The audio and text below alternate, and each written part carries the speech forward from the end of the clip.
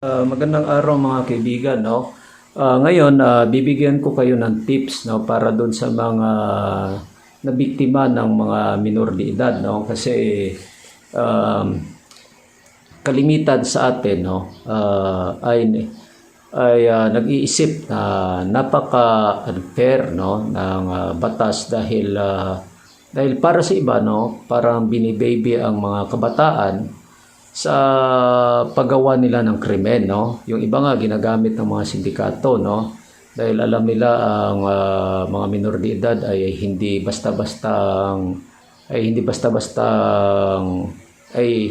madaling kasuhan, no, ng kasong kriminal, no? Hindi basta-basta ang kasuhan ng kasong kriminal, no? Kaya ang iba nakakaramdam sila ng kawalan ng hustisya, no? Lalo pat malaki ang naperwisyo sa kanilang buhay, malaki ang nawala sa kanila, at sabihin natin talagang naagrabyado sila, no? O matindi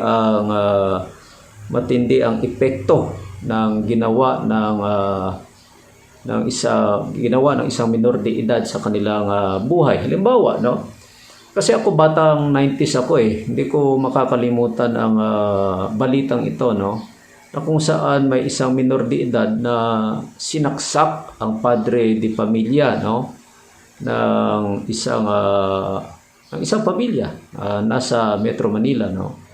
Kung hindi ako nagkakamali, no, habang sumasakay ng Starex, no? Kasi kakalabas pa lang yata ng modelo ng Starex, no? Na Hyundai, no? Pagsakay sa sasakyan ng padre de pamilya, no, sinaksak siya, no, inundayan siya ng saksak ng minor de edad, patay, no. So siyempre ang epekto niyan sa buhay ng isang tao ay devastating, o sabihin natin talagang kalunos-lunos ang sinapit ng padre de pamilya, o kaya sabihin natin talagang trahedya, no, ang sinapit ng pamilya sa kamay ng minor de edad, no. So ngayon, ano ang dapat yung gawin upang makuha nyo ang hustisya? Kasi hindi nga makakasuhan ang minor de edad, no, dahil siya ay bata pa, no. So ganito ang tip number 1, no. Number 1, kasuhan nyo pa rin ang bata ng kasong kriminal, no? At alamin kung talagang nauunawaan ba niya o hindi ang kanyang ginawa, no? So sabihin natin, pinaboran siya ng Social Welfare and Development, dadaan siya sa rehabilitation, hindi siya makukulong, no? Ang gawin nyo ganito, no? Wag muna, ang tip number 1 ko is ganito, no? Pagkatapos nyo mag-file ng criminal case laban sa bata, no, pag agad-agad, no, pagka sinabi kong agad-agad, ora mismo o kinabukasan, no, magsampa din kayo ng civil case, no, civil case laban sa mga magulang ng bata, no, kasi sa Republic Act 9344 o Juvenile Justice and Welfare Act of 2006, sinasabi hindi exempted ang bata sa civil liability, no? So pwede mo siyang kasuhan ng civil liability. Pwede ka magkaso ng kasong sibil. Ano ba yung kasong sibil? Ikaw ay nanghihingi ng danyos perwisyo dahil sa ginawa ng bata, no? So pwede, no? Sampahan mo ang bata ng civil case, no? Iba yan kaysa criminal case, no? So, ang criminal case, dadaan yan sa piskalya. Ang civil case ay kukuha ka ng sarili mong abogado, no? Para makapagsampa ng civil case, no? Isasapa mo yan sa regional trial court dahil manghihingi ka ng moral damages, no? So, sa RTC yan, no? Sampa ka kaagad ng civil case, no? Para kahit papano ay pagbayaran ng minor de edad ang ginawang pamimerwisyo sa buhay mo, no? So kahit pa nasa rehabilitation siya, kapag napatunayan kapag napatunayan ng korte na talagang matindi ang epekto o perwisyo ng krimen na ginawa ng bata sa iyo, talagang makakakuha ka ng moral damages, no? Maaari kang sumingil ng bayad, no? Moral damages, pag civil case, pera, no? Pera ang usapan diyan, no? Gagawaran ka ng pera, no?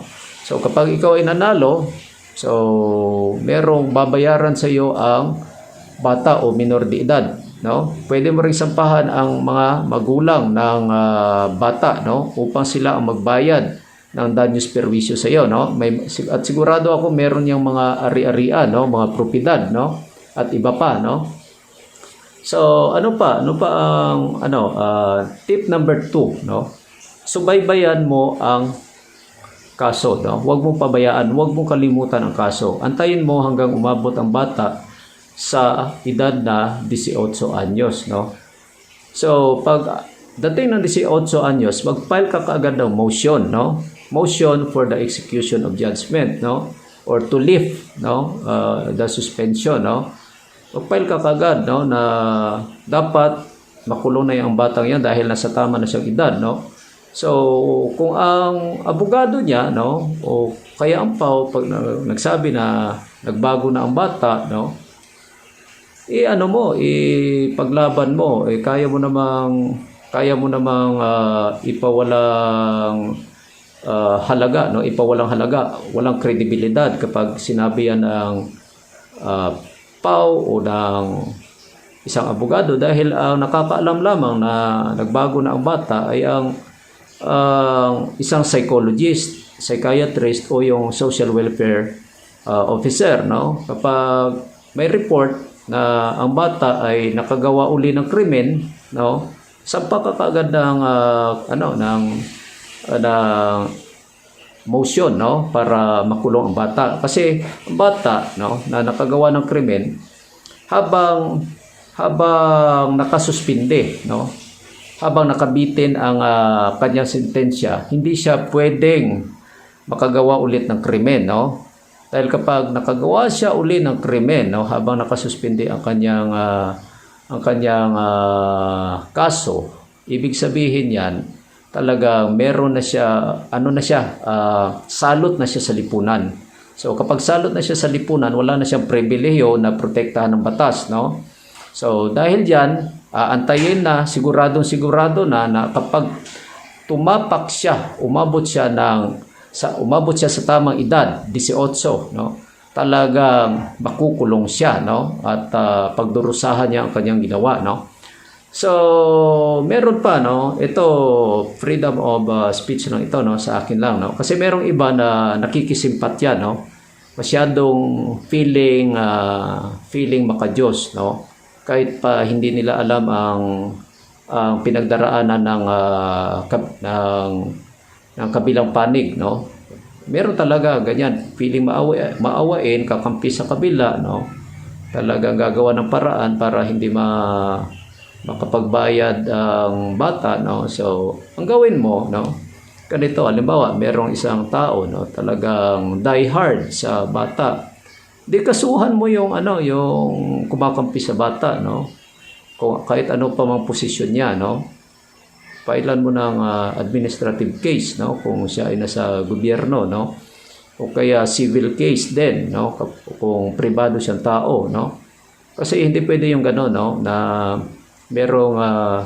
merong kinakampihan. So kung ayaw mo na magbayad ang bata, di ikaw na kumakampi sa bata ang magbayad dahil ikaw ang nasa tamang edad. Di po ba?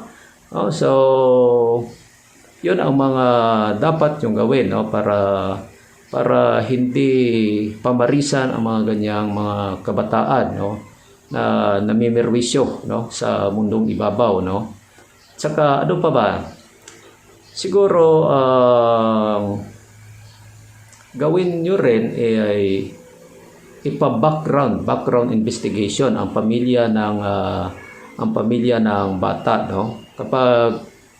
Kapag nakita na ang bata ay galing sa hindi magandang uri ng pamilya, no? Masasabi natin ang batang yan ay wala ng moral, anong tawag doon? Ang kanyang mga magulang ay wala ng moral ascendancy, no? Wala ng magandang ituturo sa kanyang mga anak, no? At kapag ang social welfare officer, no, hindi niya ginampanan ng maayos ang kanyang trabaho, pwede ka rin magreklamo, no? Na hindi mo naman tinuturuan ng mabuting asal ang batang yan, no? Pakalat-kalat na lang, no? So, kung kaya't talagang tutuluyan mo na, no? So, kapag may umandar na naman ang pagka-hipokrito ng ilang tao, ay bata yan, kawawa, no? May kinabukasan pa yan. Hindi yung naawa na yun yung kasuhan mo, no? Kasi ikaw ang naperwisyo eh. Hindi naman nila alam yung pinagdaanan mo. O kaya, magbigay ka ng hypothetical situation. Ano ba yung hypothetical situation, no? Pagsasabihan mo yung tao na kumakampi na kung ikaw ang nasa kalagayan ko, ipagtatanggol mo pa rin ba yung bata na nakaperwisyo sa iyo? So pagka sinabi niyang oo, sabihin mo, patunayan mo. No? Patunayan mo, no? Isakripisyo mo yung sarili, no? Sakripisyo mo yung sarili. Kunwari lang, no? Kunwari lang, ano lang, hypothetical statement lang para mapatunayan, no? What if, kunwari lang, no? What if barilin ka ng batang yan ngayon, no? O kaya merong minor de edad na papatay sa iyo ngayon, payag ka ba? O, kapag sinabi niya, payag ako kasi alam niya namang hindi totoo, di ba? So, psychology lang, no? Psychology lang, no? So, kunwari, meron nga bata na dumaan na may dalang baril at kumari pa siya ng takbo, di yung taong yun walang kredibilidad, no? O, di pwede mo siyang ihabla, no? Sa kanyang pangingialam, no? Pwede rin siya pumasok sa prying into your privacy. Nasa human relations yan ng civil code. Okay? So, kung meron pa kayong iba na naisip na magandang paraan, i-share po ninyo. Meron pa pala, no? Meron pa pala, no? Doon sa mga mayayaman na o sa may kaya na naging biktima ng mga minor de edad, pwede rin kayo mag-file ng special civil action, no? Pwedeng mandamos. Yung mandamos kasi inuobliga mo yung opisyal ng gobyerno na gawin ang isang bagay, no?